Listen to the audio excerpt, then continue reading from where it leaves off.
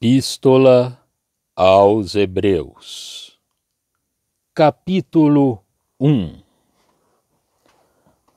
Havendo Deus antigamente falado, muitas vezes e de muitas maneiras, aos pais, pelos profetas, a nós falou-nos nestes últimos dias pelo Filho, a quem constituiu herdeiro de tudo, por quem fez também o mundo, o qual, sendo o esplendor da sua glória e a expressa imagem da sua pessoa, e sustentando todas as coisas pela palavra do seu poder, havendo feito por si mesmo a purificação dos nossos pecados, assentou-se à destra da majestade nas alturas, feito tanto mais excelente do que os anjos,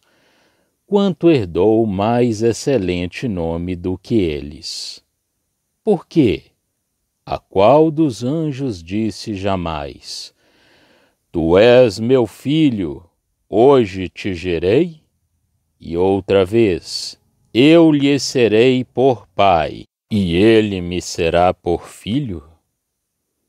E outra vez, quando introduz no mundo o primogênito, diz: E todos os anjos de Deus o adorem. E quanto aos anjos, diz: Faz dos seus anjos espíritos, e de seus ministros labareda de fogo. Mas do Filho diz: Ó Deus, o teu trono subsiste pelos séculos dos séculos. Cetro de equidade é o cetro do teu reino. Amaste a justiça e odiaste a iniquidade. Por isso Deus, o teu Deus, te ungiu com óleo de alegria mais do que a teus companheiros. E tu, Senhor, no princípio fundaste a terra, e os céus são obras de tuas mãos. Eles perecerão, mas tu permanecerás, e todos eles, como roupa, envelhecerão. E como um manto os enrolarás, e serão mudados, mas tu és o mesmo, e os teus anos não acabarão. E a qual dos anjos disse jamais: Assenta-te à minha destra, até que ponha a teus inimigos por escabelo de teus pés? Não são, porventura, todos eles espíritos ministradores, enviados para servir a favor daqueles que hão de herdar a salvação? Epístola aos Hebreus. Introdução. A importância da Epístola aos Hebreus requer que a examinemos com especial cuidado. Ela tem um lugar próprio, um lugar inteiramente distinto. O objetivo desta epístola não é a apresentação da posição cristã em si, considerada como fruto da graça soberana, da obra e da ressurreição de Cristo, nem o resultado da união dos cristãos com Cristo, da união dos membros do corpo com a cabeça, fazendo estes gozar de todos os privilégios que estão nele. É uma epístola onde aquele que realmente apreendeu todo o alcance do cristianismo, visto como colocando o cristão em Cristo diante de Deus, quer individualmente, quer como membro do corpo, considera, não obstante, o Senhor como herdeiro de todas as coisas deste mundo, e mostra-nos a sua pessoa e as suas funções no céu entre nós, em fraqueza sobre a terra, e Deus no céu, com o fim de nos libertar, enquanto andamos neste mundo, de tudo que nos liga religiosamente à terra, mesmo quando o vínculo tiver sido ordenado pelo próprio Deus, como no caso dos judeus. Esta epístola mostra-nos Cristo no céu e, por conseguinte, faz-nos ver que os nossos laços religiosos com Deus são celestiais, embora nós próprios ainda não estejamos no céu, nem sejamos considerados como estando unidos a Cristo lá em cima. Todos os laços com a terra são quebrados, muito embora continuemos cá. É muito natural que estas instruções sejam dadas numa epístola dirigida aos judeus, porque as suas relações religiosas tinham sido terrestres e ao mesmo tempo solenemente ordenadas pelo próprio Deus. Os pagãos, quanto às suas religiões, não tinham relações formais senão com demônios. Para judeus, esta ruptura com a terra era tanto mais solene, absoluta e conclusiva na sua natureza, quanto a relação tinha sido divina. Esta relação devia ser plenamente reconhecida e ser inteiramente abandonada, não nesta epístola, porque o crente está morto e ressuscitado em Cristo, mas porque Cristo substitui todas as figuras e as ordenanças terrestres. O Deus que tinha instruído as ordenanças da lei estabelecia agora ele mesmo outras alianças, vínculos de um outro alcance, é verdade, mas ele é sempre o mesmo Deus. O fato de ele ser sempre o mesmo Deus dá ocasião a que Deus retome, no futuro, as suas relações com Israel, restabelecido no gozo das promessas. Não que a epístola considere os judeus como colocado atualmente nesse campo. Pelo contrário, apresenta sobretudo o que é celestial e a evolução da fé, tal como a de Abraão e a de outros que não receberam as bênçãos prometidas, mas admite princípios que podem aplicar-se a esta posição, e num ou dois lugares deixa e devia deixar espaço para essa ulterior bênção do povo. A Epístola aos Romanos, na instrução direta que fornece, não pode deixar esse espaço para as bênçãos especiais do povo judeu.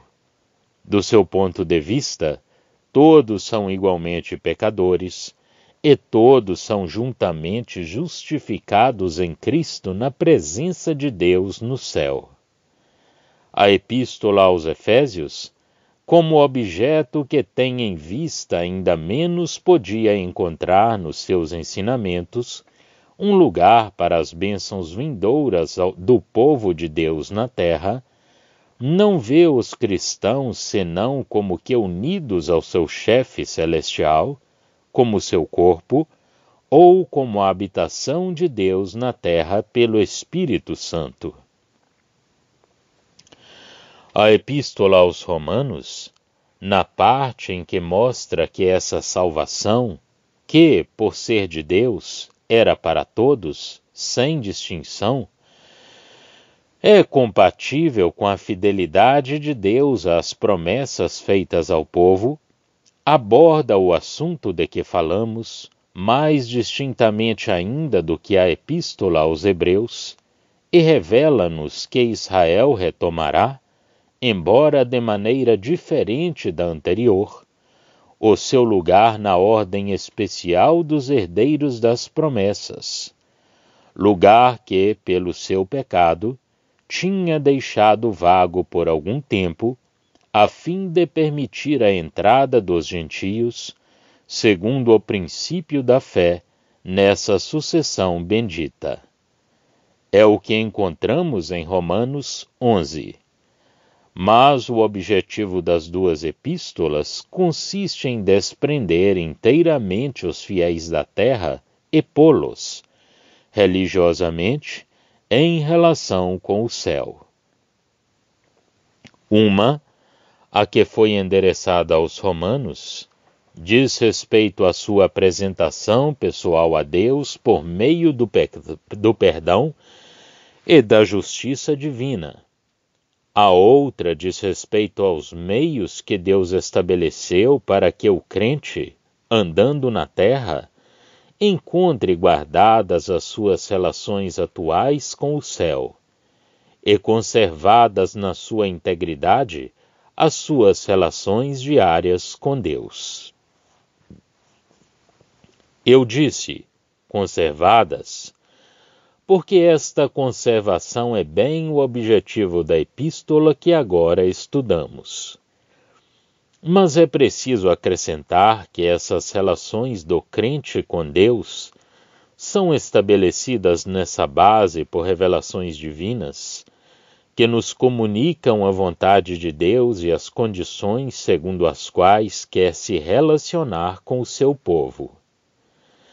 Notar-se-á também que, na Epístola aos Hebreus, embora as relações do povo com Deus sejam numa nova base, fundadas na posição celestial do mediador, essas relações são consideradas como subsistindo já. Deus tem de tratar com um povo já seu conhecido. Dirige-se a pessoas que estão em relação com ele, que desde longa data têm tido a posição de um novo adquirido fora do mundo para Deus.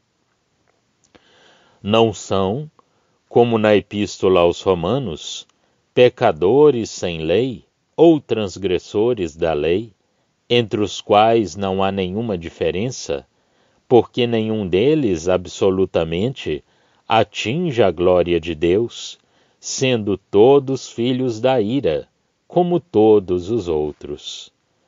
Também não é como na Epístola aos Efésios, uma criação inteiramente nova, anteriormente desconhecida. Aqueles a quem a Epístola se dirige tinham necessidade de algo melhor, mas tinham essa necessidade porque estavam em relacionamento com Deus e as condições de suas relações com Ele não traziam nada à perfeição. O que eles tinham não era, senão na verdade, símbolos e figuras, mas o povo, repito, mantinha relação com Deus. Muitos podiam recusar o novo sistema de bênção e de graça, e por conseguinte, estarem perdidos. Mas o vínculo do povo com Deus é tido como existente.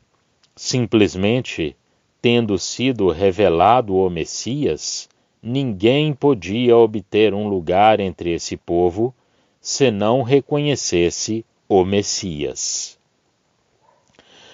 É muito importante, para a compreensão dessa epístola, apreender este ponto, a saber, que ela é dirigida aos hebreus na base de uma relação que ainda subsistia, embora não conservasse a sua força senão no que dizia respeito ao reconhecimento do Messias, de que fazia a pedra angular. É por isso que as primeiras palavras da epístola reatam o estado atual deles com as revelações precedentes, em lugar de romper toda a relação e introduzir uma coisa nova, não revelada até aqui. Algumas observações acerca da forma da epístola ajudar-nos-ão a compreendê-la melhor. Não tem nome de autor. A razão deste fato é notável e impressionante. O próprio Senhor segundo esta epístola, foi o apóstolo de Israel.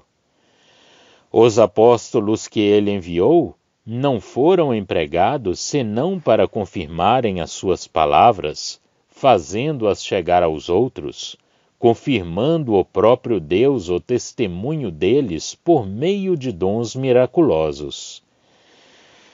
Isto faz-nos também compreender que, embora como sacerdote, o Senhor esteja nas alturas para exercer o seu sacerdócio no céu e estabelecer as relações do povo com Deus numa nova base, as comunicações de Deus com o seu povo, por intermédio do Messias, tinham já começado quando Jesus estava na terra, vivendo no meio do seu povo. Desde então, o caráter dessas relações não era a união com ele no céu, mas sim as relações com Deus na base das comunicações divinas e do serviço de um mediador junto de Deus. Além disso, esta epístola é antes um discurso ou um tratado, que é uma epístola dirigida no exercício das funções apostólicas a santos com os quais o escritor se encontre pessoalmente em relação. O autor é, no seu escrito, mais doutor do que apóstolo. Fala, sem dúvida, colocando-se à altura da vocação celestial, porém mantendo o vínculo com a presente posição do povo judeu, para fazer compreender enfim aos crentes que era preciso abandonar essa posição. Aproximava-se o tempo de julgamento do povo, e, sob este aspecto, a destruição de Jerusalém teve um grande alcance, porque rompeu definitivamente toda a relação exterior entre Deus e o povo judeu. Desde então já não há altar, nem sacrifício, nem sumo sacerdote, nem santuário.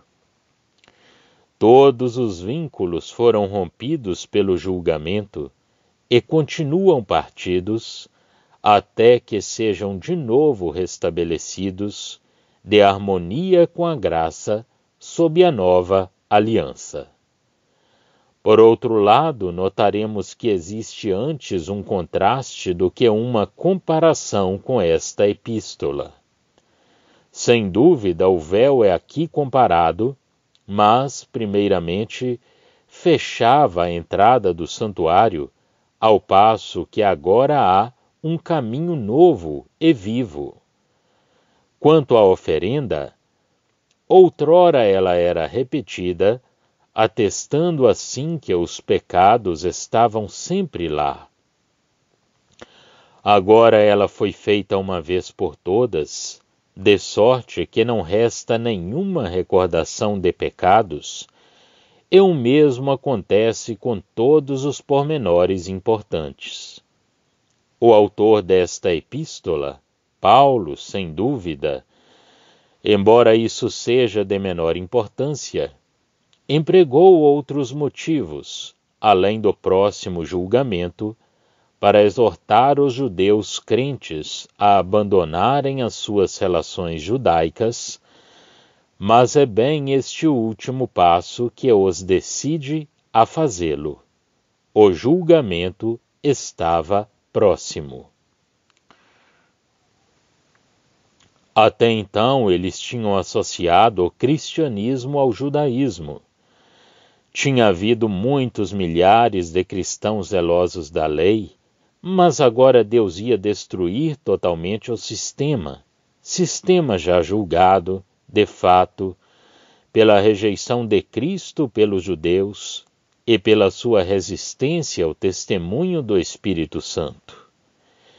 Esta epístola exorta os crentes a saírem inteiramente desse sistema e a levarem o opróbrio do Senhor, e apresenta-lhes um fundamento novo para suas relações com Deus na pessoa de um sumo sacerdote que está nos céus. Liga ao mesmo tempo tudo o que diz ao testemunho de Deus pelos profetas, por intermédio do Cristo, o Filho de Deus, falando da sua vivência sobre a terra, embora falando agora do céu. Assim, a nova posição é claramente verificada, mas é ao mesmo tempo apresentada como uma continuação da antiga, e entrevê-se, por meio da nossa aliança, a ligação que existe entre ela e o que está para vir. Um fio pelo qual um outro estado de coisas, o estado milenário, se liga ao conjunto dos caminhos de Deus para com o povo, embora o que é ensinado e desenvolvido na epístola seja a posição dos crentes, do povo formado pela revelação de um Cristo celestial, do qual dependem todas as relações desse povo com Deus. Eles devem sair do campo, mas isso é porque Jesus, para santificar o povo pelo seu próprio sangue, sofreu fora das portas, porque aqui não há cidade permanente, e nós procuramos a que está para vir. O escritor coloca-se no meio do remanescente do povo como um de entre eles. Ensina com a plena luz do Espírito Santo, mas não se dirige àqueles a quem tinha sido enviado como apóstolo, com a autoridade apostólica que uma semelhante missão lhe teria dado sobre eles. Compreende-se que falamos da relação do autor e não da inspiração do escrito.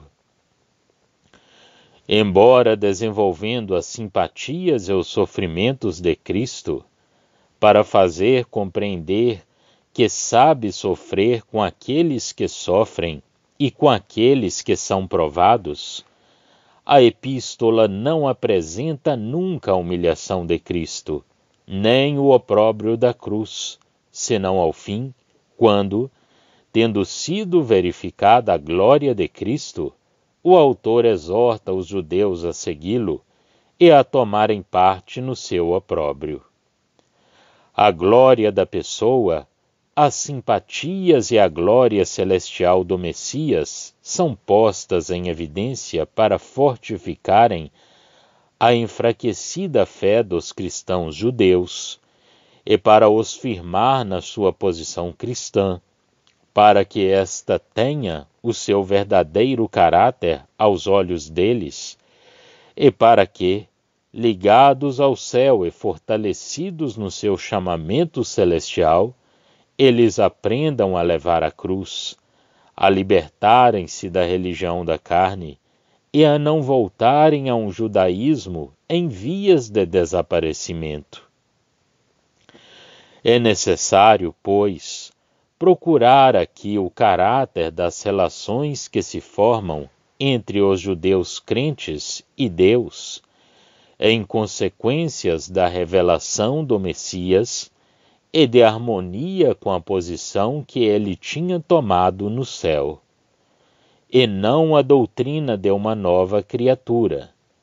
É preciso procurar ali a liberdade de nos aproximarmos de Deus nos lugares santos, coisa impossível no judaísmo, mas não a revelação do Pai, nem a união com Cristo nos lugares celestiais. Capítulo 1. O autor desta epístola fala a pessoas para quem os privilégios dos pais eram familiares. Deus tinha falado aos pais pelos profetas muitas vezes e de muitas maneiras. Nestes últimos dias, isto é, nos últimos dias da dispensação israelita, onde a lei devia ter estado em vigor, no fim dos tempos, durante os quais Deus mantinha suas relações com Israel, sustentando ainda, por intermédio dos profetas, relações com um povo desobediente, no fim desses dias, Deus, digo eu, tinha falado pela pessoa do Filho. Não há interrupção nenhuma para começar um sistema inteiramente novo. O Deus, que tinha falado outrora pelos profetas, tinha continuado a falar pelo Cristo. Não tinha falado somente inspirando os santos homens, como fizera precedentemente, para que eles fizessem voltar Israel à lei e anunciassem a chegada do Messias. Ele próprio tinha falado como filho, pelo seu Filho. Vê-se já aqui que o escritor dá lugar à revelação dos pensamentos de Deus feitos por Jesus, com as antigas palavras dirigidas a Israel pelos profetas. Ele falou-nos, diz ele, identificando-se com o seu povo, como falou aos nossos pais pelos profetas. O Messias tinha falado, o Filho de que as Escrituras tinham dado já testemunho. Isto dá ocasião, quanto à sua pessoa e à posição que tomou, de expor, de acordo com as Escrituras, a glória desse Messias, de Jesus. É necessário lembrarmos-nos sempre de que é o Messias que o autor tem em vista, aquele que falou na terra. Ele anuncia bem a sua glória divina, mas é a glória daquele que falou, a glória daquele Filho que tinha vindo ao mundo de harmonia com as promessas feitas a Israel. Esta glória é dupla e está em relação com a dupla função de Cristo. É, em primeiro lugar, a glória divina da pessoa do Messias, Filho de Deus, e a esta glória liga-se a solene autoridade da sua palavra. Em seguida, a glória de que a sua humanidade é revestida, de harmonia com os desígnios de Deus, a glória do Filho do Homem, glória que se liga aos seus sofrimentos durante a sua permanência neste mundo, sofrimentos pelos quais ele foi tornado apto para o exercício de um sacerdócio compassivo e inteligente quanto às necessidades e às provações dos seus. O conteúdo destes 2 primeiros capítulos constitui o fundamento de toda a doutrina da epístola. No capítulo 1 encontramos a glória da pessoa do Messias, no capítulo 2, nos sendo aquele que nos criou, ao passo que Moisés tinha autoridade como servo na casa de Deus na terra. Ora, esta casa era formada pelos crentes aos quais o escritor inspirado se dirigia, se, pelo menos, eles retivessem firmes até ao fim a confissão do nome do Senhor. Porque o perigo dos hebreus convertidos a sua confiança, por não terem nada diante dos olhos como cumprimento das promessas. E isto dá motivo a exortações, capítulos 3:7 a 4:13, que se referem à voz do Senhor, como levando a palavra de Deus ao seio do povo, para que ele não endureça o seu coração. A partir do verso 14 do capítulo 4, o autor trata do sacerdócio. Este assunto conduz ao valor do sacrifício de Cristo, introduz de passagem as 2 alianças e insiste na mudança de lei, consequência necessária da mudança do sacerdócio. Em seguida vem o valor do sacrifício da nova aliança, posto em contraste de modo muito pormenorizado com as figuras que acompanhavam a antiga e sobre as quais a primeira aliança era fundada, como também sobre o sangue vertido a seu respeito. Este ensinamento acerca do sacerdócio vai até ao fim do verso 18 do capítulo 10. As exortações fundadas sobre ele introduzem o princípio da perseverança da fé, e isto leva-nos ao capítulo 11, onde a multidão de testemunhas é passada em revista, coroando estas pelo exemplo do próprio Cristo, que completou toda a carreira de fé, apesar dos inúmeros obstáculos, e nos mostra onde termina esse penoso, mas glorioso caminho. Capítulo 12, 2.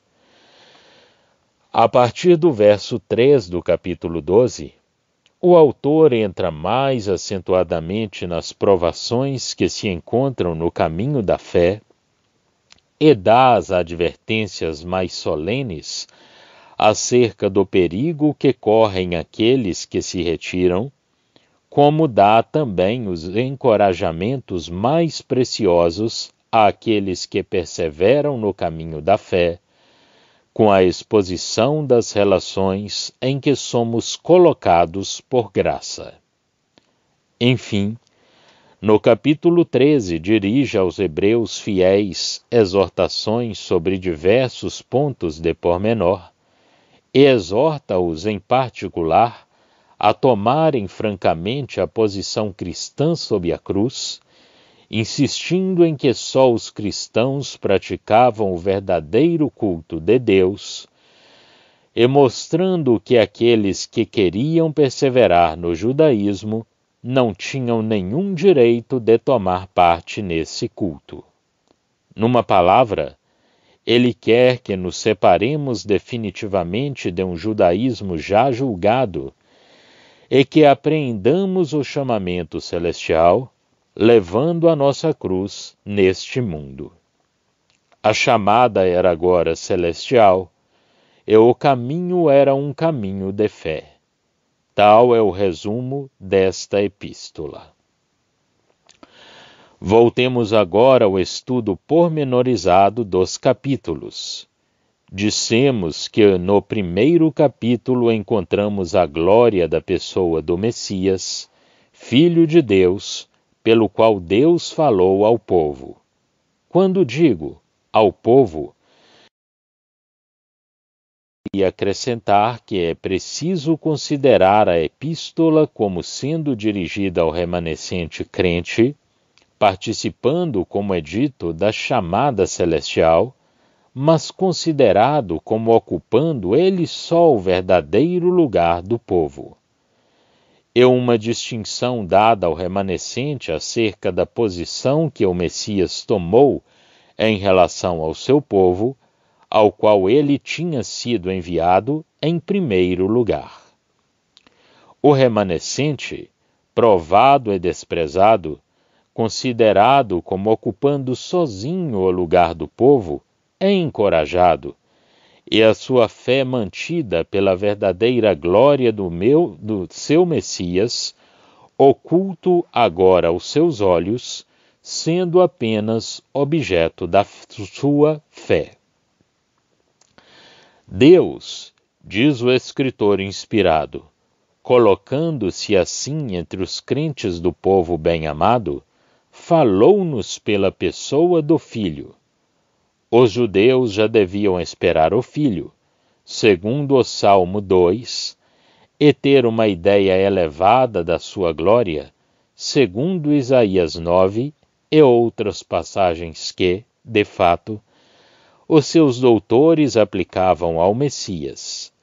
Os escritos dos rabinos ainda disso dão fé.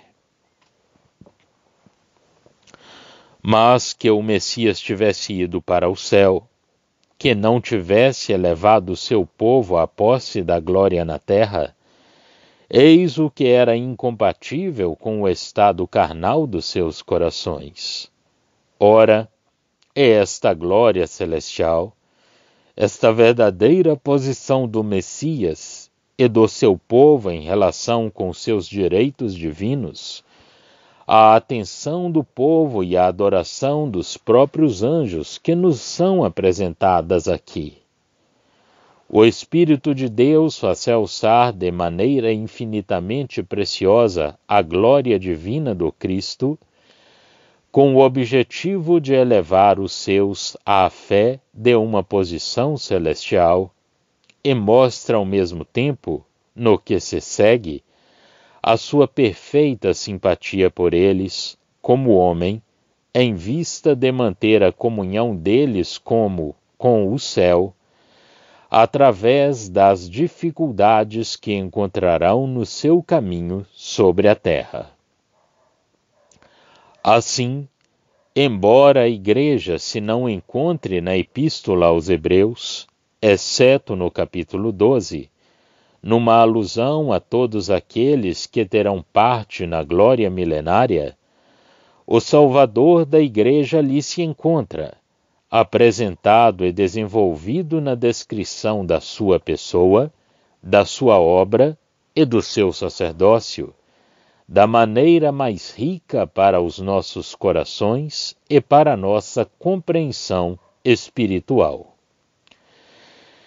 E também do mais alto interesse ver como a obra do nosso Salvador, levada a cabo por amor de nós, faz parte da manifestação da sua glória divina. Deus falou pelo Filho, diz o autor inspirado desta epístola. É, pois, ele que é esse Filho. Primeiramente, é constituído herdeiro de todas as coisas. É ele que deve possuir gloriosamente como Filho tudo o que existe. Tais são os desígnios de Deus. Além disso, foi por ele que Deus fez os mundos, todos os vastos sistemas deste universo, esses mundos desconhecidos que traçam seu caminho no espaço infinito, segundo a ordem divina, para manifestarem a glória de um Deus Criador, são a obra da mão daquele que nos falou, do Cristo divino. Nele resplandeceu a glória de Deus. Ele é a perfeita expressão do seu ser. Vemos Deus nele, em tudo o que ele disse, em tudo o que ele fez, na sua pessoa. Depois, pelo poder da sua palavra, ele mantém tudo o que existe. Ele é, pois, o Criador. Deus é revelado na sua pessoa. Ele mantém todas as coisas pela sua palavra, que tem assim um poder divino. Mas isto ainda não é tudo, porque falamos sempre de Cristo. Há uma outra parte da sua glória, parte divina, é verdade, mas manifestada na natureza humana. Aquele que era tudo o que acabamos de ver, tendo por si próprio realizado a sua própria glória, e para a sua glória, feito a purificação dos nossos pecados, assentou-se à direita da majestade nas alturas. Eis, em pleno, a glória pessoal de Cristo. Ele é, de fato, o Criador, a revelação de Deus. Ele mantém todas as coisas pela sua palavra. Ele é o Redentor. Ele fez por si mesmo a purificação dos nossos pecados. Assentou-se à direita da majestade nas alturas. E é o Messias que é tudo isto. Ele é o Deus Criador, mas, ao mesmo tempo, um Messias que tomou lugar nos céus à direita da majestade, tendo efetuado a purificação dos nossos pecados. Sente-se como esta exposição da glória de Cristo, do Messias, quer pessoal, quer de posição, faz sair do judaísmo a todo aquele que crê nessa glória, embora ligando-se às promessas e às esperanças judaicas. Ele é Deus, desceu do céu e ao céu voltou. Ora, aqueles que se ligam a ele encontram-se colocados, também sob outro ponto de vista, acima do sistema judaico. Esse sistema era ordenado em ligação com os anjos. Ora, o Cristo homem tomou uma posição muito mais elevada do que a dos anjos, porque tem, como herança que lhe é própria, um nome, isto é, uma revelação do que ele é, bem mais excelente do que o deles. O autor da epístola cita várias passagens do Antigo Testamento que falam do Messias para mostrar o que ele é em contraste com a natureza e a posição relativa dos anjos.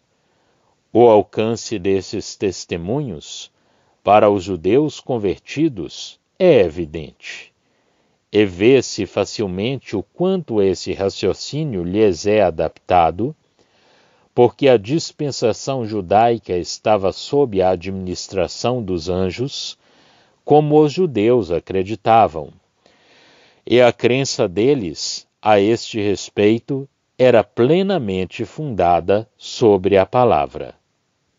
Ao mesmo tempo, as próprias Escrituras demonstravam que o Messias deveria ter uma posição bem mais excelente e mais elevada do que os anjos, de harmonia com os direitos que lhe eram próprios, em virtude da sua natureza e segundo os desígnios e a revelação de Deus, de sorte que aqueles que se unissem a ele eram postos em relação com aquilo que eclipsava inteiramente a lei e tudo o que a ela se ligava, e a dispensação judaica, a qual não podia ser separada da lei e cuja glória era angélica no seu caráter.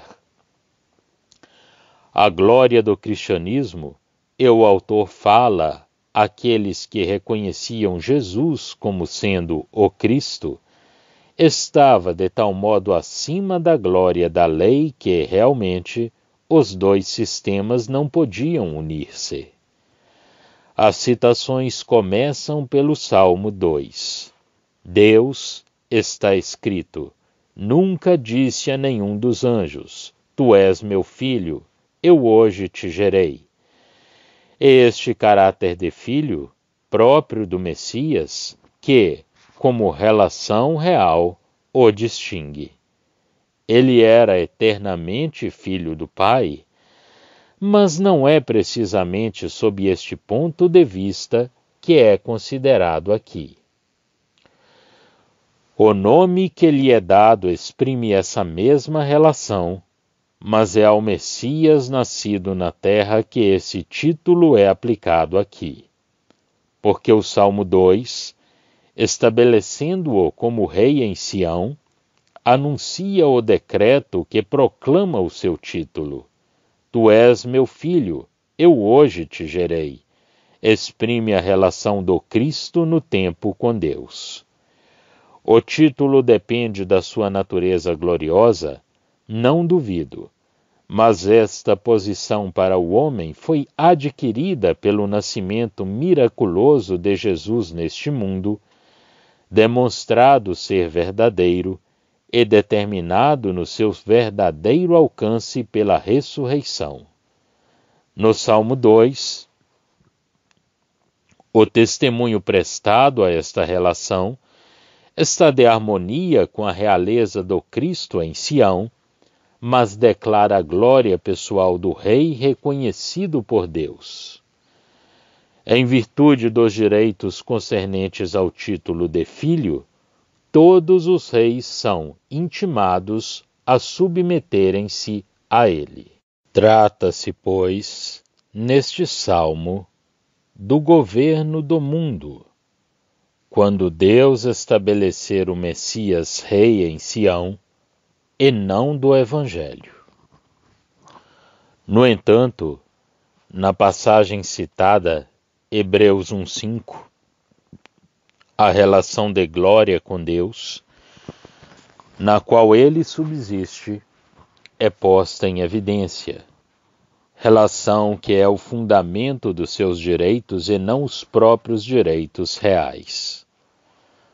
O mesmo se dá com a citação seguinte: eu lhe serei por pai, e ele me será por filho. Vê-se bem aqui que se trata da relação em que Deus o aceita e o reconhece, e não da sua relação eterna com o Pai. Eu lhe serei por pai, etc. Também é sempre do Messias que se trata, rei em Sião, filho de Davi, porque estas palavras são primeiramente dirigidas a Salomão como filho de Davi, segundo Samuel 7:14 e 1 Crônicas 17:13. Na segunda destas passagens, a aplicação destas palavras ao verdadeiro filho de Davi é mais clara. Uma relação tão íntima, expressa, pode dizer-se, com tanto afeto, não era a porção dos anjos. Ser filho de Deus, reconhecido por Deus como seu próprio filho, tal é a porção do Messias em relação com Deus. O Messias é, pois, filho de Deus de uma maneira muito particular, a qual não poderia ser aplicada aos anjos. Mas ainda mais, quando Deus introduziu o primogênito no mundo, todos os anjos são chamados a render-lhe homenagem. Deus apresenta-o ao mundo, mas as mais elevadas das criaturas devem então prostrar-se perante ele. Os próprios anjos de Deus, as criaturas mais próximas de si, devem prestar homenagem ao primogênito. Esta expressão primogêniton é também muito notável. O primogênito é o herdeiro, o princípio da manifestação da glória e do poder de Deus. É neste sentido que esta palavra é aqui empregada. É dito do filho de Davi: dar-lhe-ei o lugar de primogênito. Falo-ei mais elevado do que os reis da terra. Salmo 89:27. Assim, o Messias é introduzido no mundo como tendo esse lugar de primogênito a respeito do próprio Deus. Ele é primogênito, a expressão imediata dos direitos e da glória de Deus. Tem a primazia universal. Eis, por assim dizer, a glória de posição do Messias.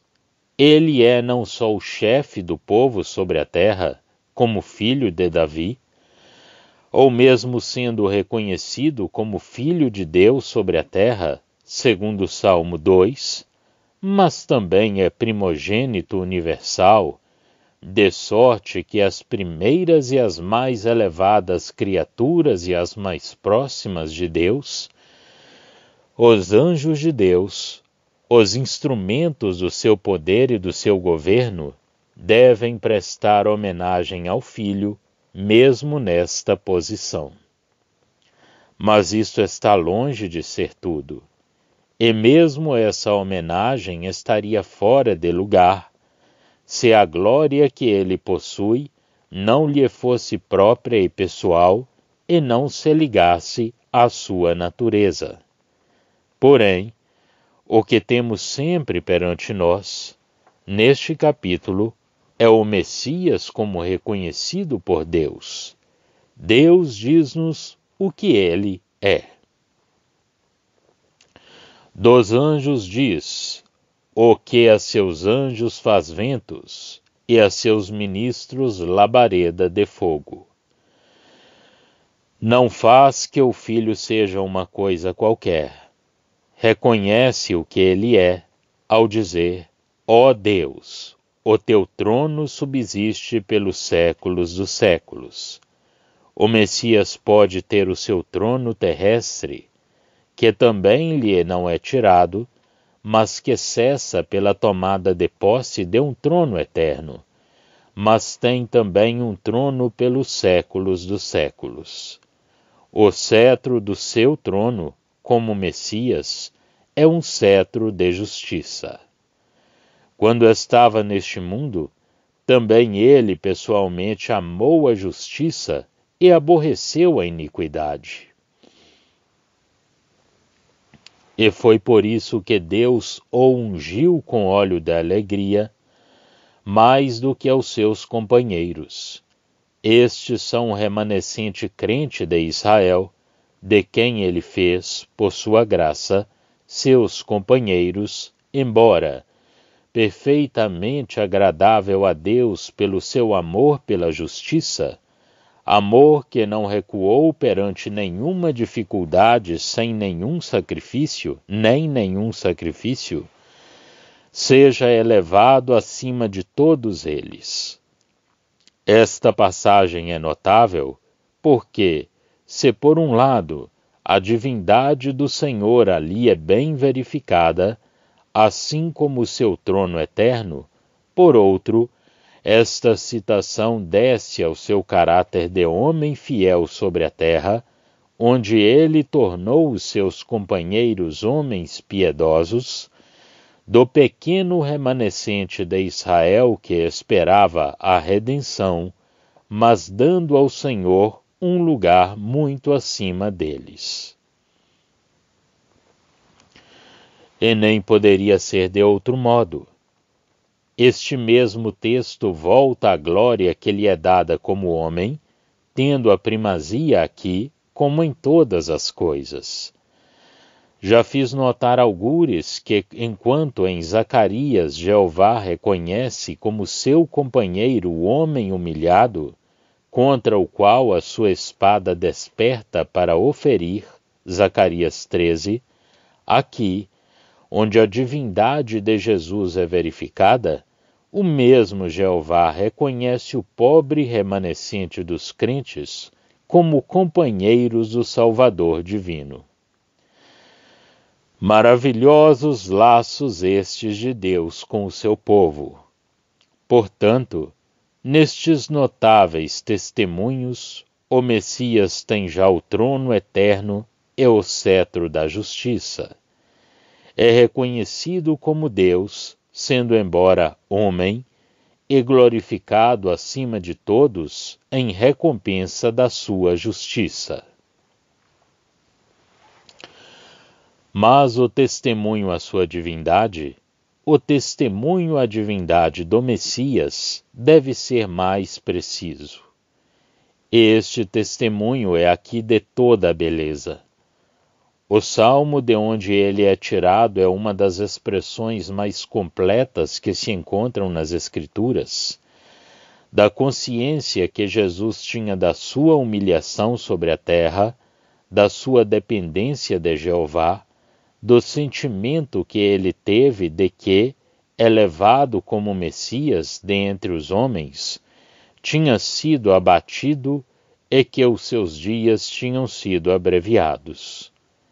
Se Sião estava reedificada, e seu salmo fala profeticamente do tempo em que isso acontecerá, onde será ele, o Messias, abatido e humilhado, se os seus dias foram reduzidos à metade, como realmente aconteceu, numa palavra, o Salmo 102 é a expressão profética do coração do Salvador, em perspectiva do que lhe aconteceu como homem na terra. É o que o seu coração disse ao Eterno nesse tempo de humilhação, em presença da afeição renovada do remanescente pela poeira de Sião, afeição produzida pelo Senhor nos corações dos judeus piedosos e que é um sinal do seu bom querer e do seu desejo de restabelecer a sua cidade bem amada.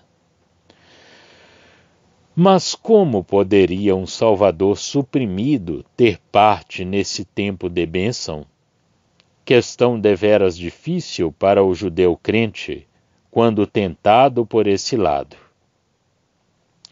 As palavras citadas aqui são a resposta a essa questão. Por muito humilhado que ele tivesse sido, esse Messias era o próprio Criador.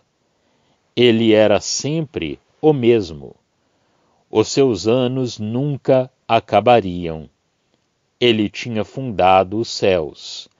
Ele os enrolaria como um manto, mas ele próprio nunca mudava. Tal é, pois, o testemunho prestado ao Messias pelas Escrituras dos próprios judeus. Tal é a glória da sua posição acima dos anjos, administradores da dispensação da lei. E tal é o seu eterno trono de justiça, tal a sua imutável divindade como Criador de todas as coisas. Restava ainda uma coisa para completar este encadeamento de glórias, a saber, o lugar que ocupa atualmente o Cristo, em contraste ainda com os anjos, lugar que depende, por um lado, da glória divina da sua pessoa e, por outro, do cumprimento da sua obra. Este lugar é à direita de Deus, que o chamou para ali se assentar, até que ele tenha posto os seus inimigos por escabelo dos seus pés. Não só a sua pessoa é gloriosa e divina, mas não só ele tem o primeiro lugar no universo a respeito de todas as criaturas. Falamos dessas glórias que terão lugar quando ele for introduzido no mundo, mas tem também o seu próprio lugar à direita da majestade nos céus.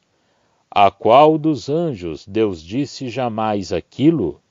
Os anjos são, da parte de Deus, os servos dos herdeiros da salvação.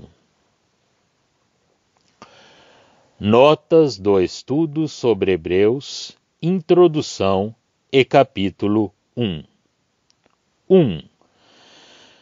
Verificar-se-á, creio eu, que na Epístola aos Hebreus, o exercício do sacerdócio celestial não é aplicado ao caso de se ter caído no pecado.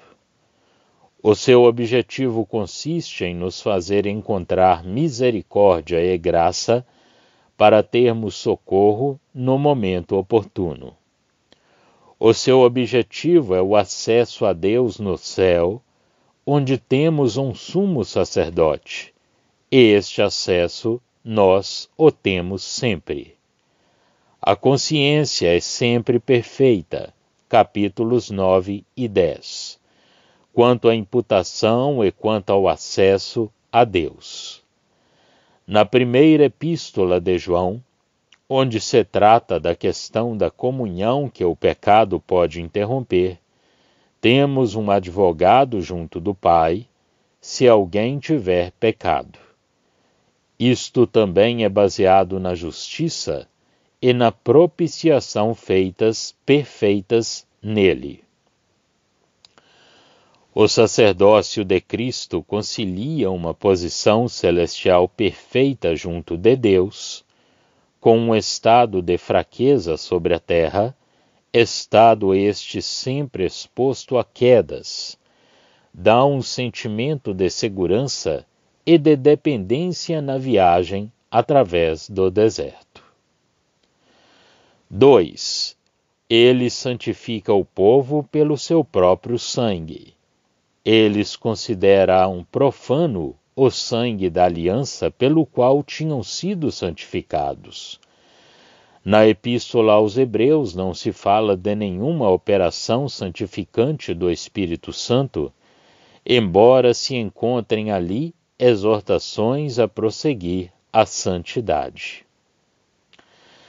3. Ver-se-á que, mostrando de improviso que aquele que constitui o tema do seu discurso se tinha sentado à direita de Deus, o autor da epístola fala também das comunicações do Senhor na terra. Mas, mesmo aqui, é em contraste com Moisés e com os anjos, sendo o Filho bem mais excelente. Tudo é dito tendo em vista livrar do judaísmo os judeus crentes. 4. Tem-se querido dar uma interpretação particular à palavra grega traduzida por mundo, mas o certo é que essa palavra foi empregada pelos 70, isto é, no grego helenista e escriturístico, para os mundos físicos. 5. O verbo grego tem aqui uma forma particular, que lhe empresta um sentido reflexo, fazendo recair a ação praticada sobre aquele que a praticou, fazendo refletir a glória do que é feito sobre aquele que o faz. 6. Ver Salmos 68, 17, Atos 7, 53, Gálatas 3, 19. 7. As palavras traduzidas tu és o mesmo, atá, rou, são consideradas por muitos sábios hebraístas, pelo menos rou, como sendo um nome de Deus. Em todo o caso, como ele é imutavelmente o mesmo, está certo. Os anos que nunca acabarão serão uma duração sem fim, depois que ele se tornou homem. Já estão disponíveis para leitura os comentários do Novo Testamento e do Antigo Testamento de João Nelson Darby. Estão nos formatos de livro, e-book, também aplicativo para o celular Android. Visite o nosso site www.palavrasdoevangelho.com.